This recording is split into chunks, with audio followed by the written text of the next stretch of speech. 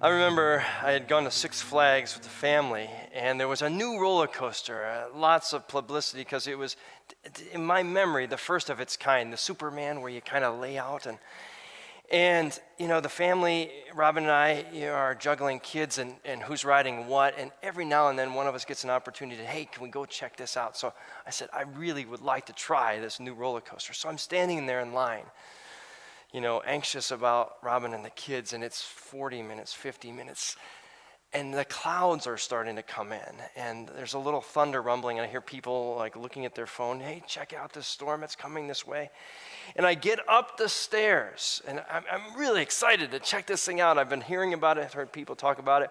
I'm right at the train, where you're getting ready to get in the cars, and I hear over the speaker, the warble, sorry folks, the ride has been closed for an indeterminate amount of time because of lightning strikes. And I said, I don't see any lightning, come on. And, the mass exodus through the turnstiles. And they said, well, I said, I waited, I'm here almost 70 minutes. You have any idea, when this is going to be back online? Sorry, sir, it could be a couple hours. We just don't know. It could be a few minutes. I'm like,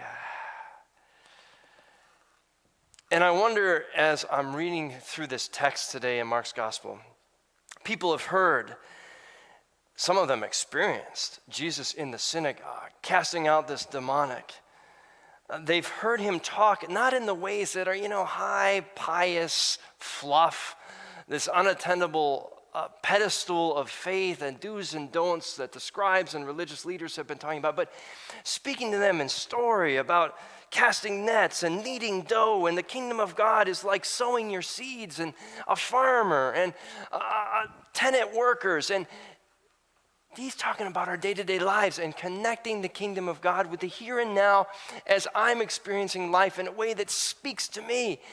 I got to hear more of this guy. So they hear that he's at Peter's house, the fisherman, the guy you buy fish from. Yeah, okay, let's go. And so after Peter and Andrew and James and John and Jesus get to the house, we'll get to the mother-in-law later, she's healed, she's serving them. All of a sudden, can you imagine this poor woman? I mean, she's been sick in bed, dire fever. She's healed, serves them, unexpected guests. Instead of 2, now there are 5. Peter and Andrew and their friends. And then suddenly the whole town shows up on the front doorstep. This poor woman, not ready to host this kind of crowd. And some of us have kind of, somebody in our family that has that kind of nervous energy that has to, get everything just so before the family gathers. Well, imagine this. So they're all waiting because they've heard about what this Jesus can do and that he can bring God into their lives in a way they have never experienced before. Isn't that something you'd want to wait for, to see? If you had heard about this, heard that he had healed people being able to walk that couldn't walk, see that couldn't see. Remember, Mark's Gospel, Jesus' ministry is just getting going. It's just starting to catch fire in this Capernaum town. And they've waited, and it says that as the sun has gone down, Jesus starts to heal and cast out demons. And we don't know how long this goes on. Was he up till like 9 at night, until their oil lamps went out? It's not like they had electric lamps or street lights or anything like that, so people are going to bed more often earlier than not, but maybe he's up till midnight because there's so much demand for his attention, for his ministry.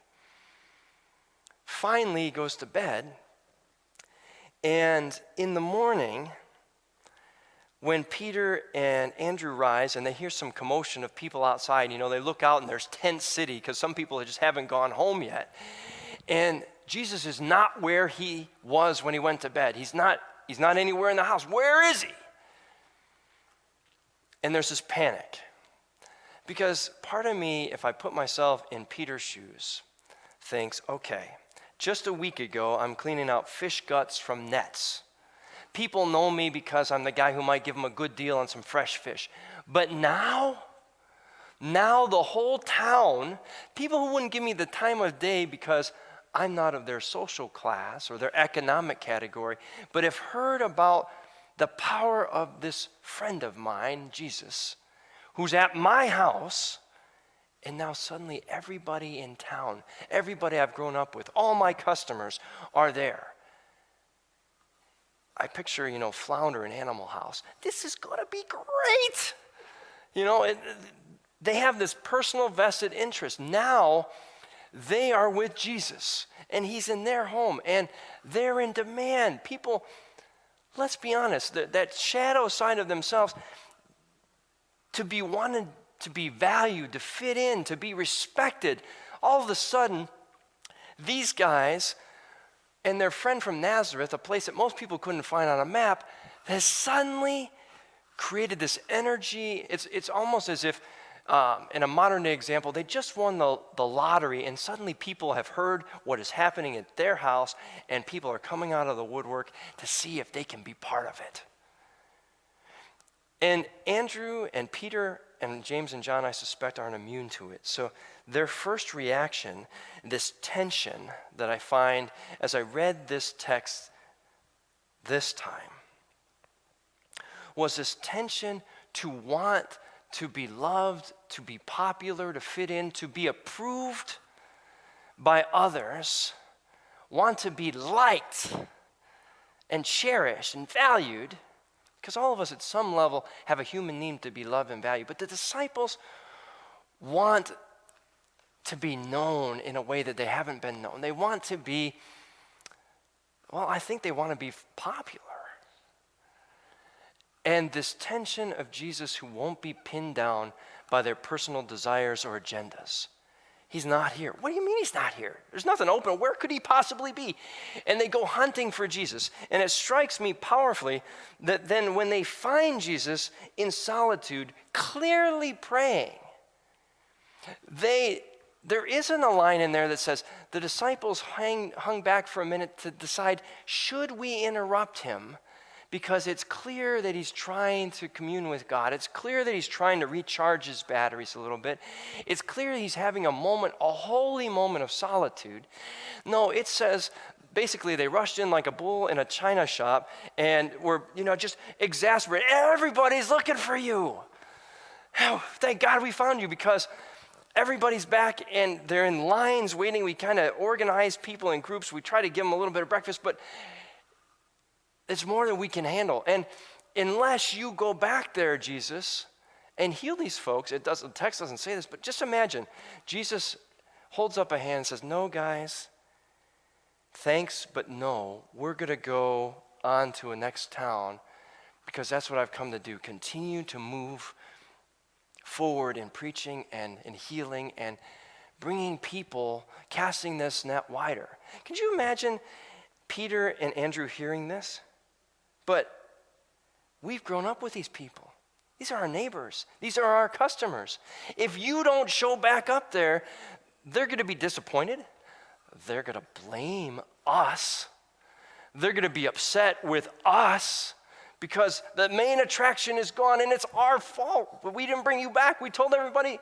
What promises had they made?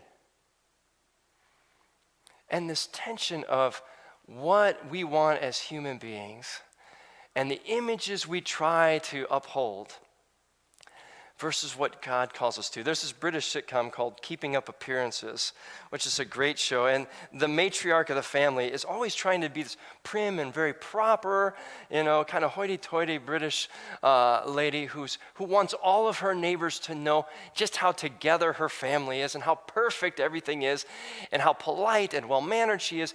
And, underneath the surface of all this facade she's trying to create in a very comedic fashion, everything's just falling apart. All the realities of the mess of her family relationships and things that are happening that are well beyond her control, but she tries to put on a good face like so many of us do. And this tension of our need, our want to be liked, our want to do, and a God who refuses to be pinned down to our agendas, our timelines, our frenetic pace, and says, can you be still for a moment? Can you follow me into a place of discomfort? Can you set aside your own need to be valued by everybody else and just be who I called you to be in your own skin. I looked through this gospel, and Pastor Michelle mentioned it for the Bible study. Next week, she's going to be talking about the transfiguration. Peter, James, and John are again on top of the mountain, and Peter says, well, let's just capture this moment, this closeness to God. I'll build a booth for you and for Moses and Elijah. And Jesus says, no, we got to go back down because I also live in the very humanness of suffering and pain and the realities of day-to-day life where you just can't see the forest for the trees. You can't stay in this mountaintop, just personal piety forever. And then again, later I picture on Palm Sunday, the crowds laying down the palm branches and the cloths, and Jesus coming in on a king's mount, on the king's highway, to the king's gate, people saying, blessed is the Son of David, the King, the Messiah, and everybody's going crazy. And the disciples are kind of like, yeah, we're walking on these cloaks. We're walking on these palm branches. We're part of his entourage. Where is the king's court here? And it prompts, and depending on which gospel you read, James and John, who are mentioned in this text, to say to Jesus, hey, when you come into the kingdom, give us cabinet positions, will you? We want to sit on your right and your left. We want to be there. We want to be on the front page with you. Or maybe most pointedly, in this gospel, right in the very pivot point of the gospel in chapter 8, Peter says, you are the Messiah, the only human being thus far in this gospel to recognize Jesus as God's anointed. And he says, you're the Messiah, you're the one that we've waited for. And then Jesus starts in a very marked way to talk about how the path of who he is and the agenda that Jesus has is going to lead him to be very unpopular with all the powers of the world. He says, I'm going to be arrested, I'm going to be tortured, I'm going to be killed. And Peter takes him aside and rebukes him, the same word that Jesus uses for casting out the demon that we just talked about last week. And Peter says, quit going off script. This is not who we know the Messiah to be. We understand the Messiah is going to be one who doesn't go to any kind of jail or prison or death. God forbid. I mean, the Messiah comes in on a war horse, leading Israel to great prosperity and great power, and everything is secure and safe, and you're going to do that. And Jesus says, your priorities are closer to the kingdom of things evil and Satan. And in verse 33, it says something very powerful. It's your human agenda, your need for all the things you want that has you unable to see the thing God dreams for humanity. Your personal ambitions, your personal needs for what you deem to be powerful. And your narrow-minded focus to have it, that you cannot see the places I'm calling you to. Now, let me put a little more flesh on this, because as churches, we do this too. I can't tell you how many times somebody comes up to me, I'm sure it's happened to Pastor Michelle too, and the first measure of what kind of pastor you are is necessarily how were you called, or where do you see God speaking in your life, is, hey, how big is your church? Well, it's about 200 feet by 400 feet, and no, we want to know how many people you got. What kind of preacher are you? You got 1,000? Are you Olstein? You got 10,000 in the stadium seating, and the electro light display going on there? I mean, are you packing them in? Because obviously, those are the measures Jesus uses with his disciples. Hey, Andrew, did you get a head count at the synagogue last week? He's talking to Pete. Hey, Thomas, did you take the ledgers? Because we measure success by how many and how much. And in that tension to protect the church as we know it, this desire to be secure, to be loved, to have predictable service, liturgy we can follow, is that tension, that same tension that the disciples are going through with the crowds waiting at their house, and a Jesus who refuses to play by their rules and says, we're going to keep moving. Can you imagine their disappointment? What? What do you mean? What do you mean we're going to keep moving? Do you know how this is going to ding my reputation? You know how people are going to think of me? Follow me. Be who I've called you to be. I remember at my church in Michigan, just prior to this one, I had gone with a group, and right after Hurricane Katrina had hit, a youth group had gone down, and we were working with an organization to break down houses down to the bricks and mortar and the shell of the house, the sticks really, if you will, the framing, taking all the drywall that had been flooded out, all the linens, and unfortunately all the photo albums and everything that was personal that had been waterlogged and was rotting out into the bulldozer streets. And I just remember going there the first time, seeing that Ninth Ward and seeing the destruction. I mean, ships from the Gulf, a mile inland in the middle of a street, all the traffic lights, all the power of the city out in that ward, appliances and cars stacked upon stacks, going up to the base of the expressways from the ground where they were. And just thinking, this is a total disaster zone, and being overwhelmed. But then as we were going in our kind of hazmat suits and breaking down homes and interacting with some families who had stayed, and then corresponding later by letter for those who one day hope to come home, and having that hope that we had made a difference here in these people's lives. And then 6 months later, I took another group back from this church in Michigan. And, he had heard about FEMA and all these groups that were going down. And I got back with this new group. And I remember my first reaction the first day, we went back to that Ninth Ward, and I could see no visible difference in what I would call any progression forward. And I thought to myself, I was just so dejected. All my spiritual energy and hope just kind of fizzled into nothing, and I was depressed.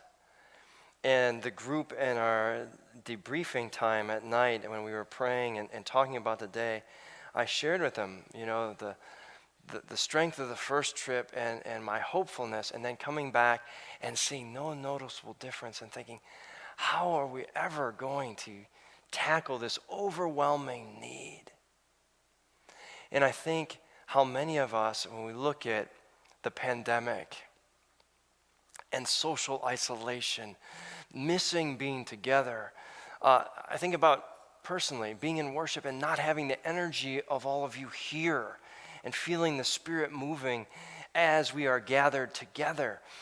I think about people that see all the pain of racial injustice and marches and yet wonder, when are we going to fully realize that dream that the Preacher King had at the reflective pool, talking about a day when things are truly equal and everything just seems overwhelming and difficult to wrap your head around. And so I picture this crowd, the whole town gathered, and Jesus there with the ability to heal everybody, but then walking away by himself to recharge, to renew, a recognition that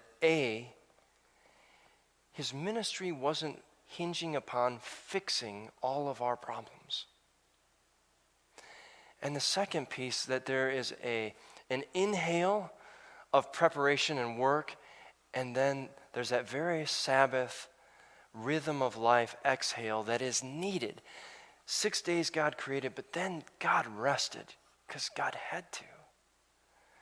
And created that pattern of you need to step away to be able to see the wider picture.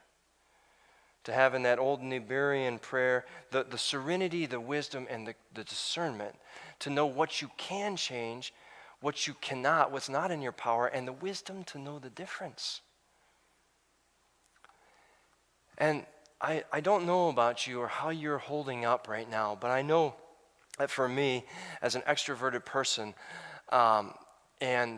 and not having that in-person connection, that energy to fuel my own spirit from the interaction of all of you, from sitting down and hearing our stories. Phone is great, and internet, Zoom, fantastic technology, but it's not the same. And so I find myself jumping from one thing to the next and having schedules change and tiers change. And it's hard to find a rhythm and balance that Jesus is modeling so powerfully in this text. I find so often that I'm running on empty, or on the shadow self side of things, I'm working to prove and to find, am I doing enough? And I don't think that's the right mindset of a disciple, really. It's not really what God calls us to. It's our tendency, our nature to want to be valued or approved of. But Christ calls us to be who we are before God and nourished by God. Not to solve it all. That it's not about all the accolades or awards. Jesus, in Mark's gospel, isn't interested in what everybody thinks about him. He isn't interested in how popular he is. He is interested about helping people find that relationship with God that breathes life, value, inherent, intrinsic, that says you are loved because you are a child of God, made with purpose, beautiful. It's striking to me that the text begins, they just left the synagogue, they come home, and we have an unnamed woman, Peter's mother-in-law, sick with a fever. And before we gloss that over, fevers could be very dangerous in the first century. Could be life and death situation. And immediately the disciples tell him about her. Here's another need. And he heals her. And as somebody from Bible study this week said, it always kind of rubbed me the wrong way, this person said, because it seemed like Jesus healed her so she could get up and make dinner for everybody. And I mean, this poor woman, right? She's there to what? To serve to the needs of all the guys? Now, there is a little bit of that sense, certainly in a patriarchal society, that she would have been a tier below the men. But Mark does something very powerful. He says, and uses the Greek word diakone.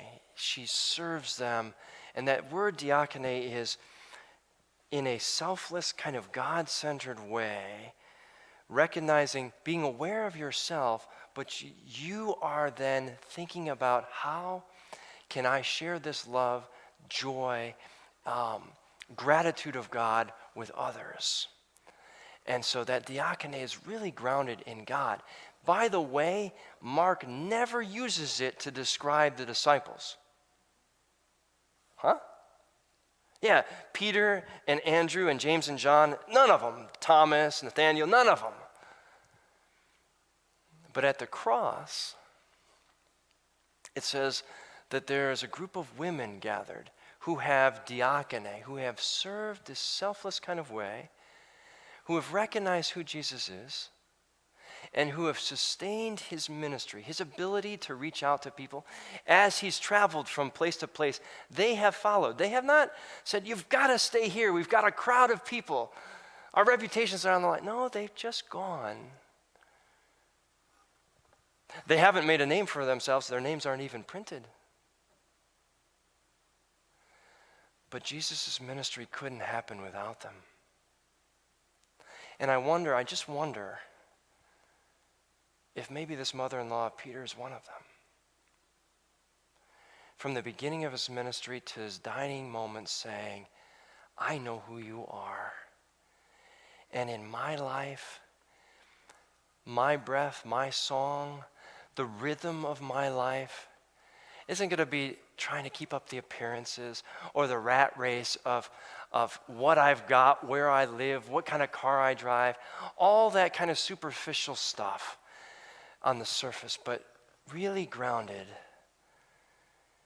in the life breath, rest, work, and play of who you are, Messiah, in my life.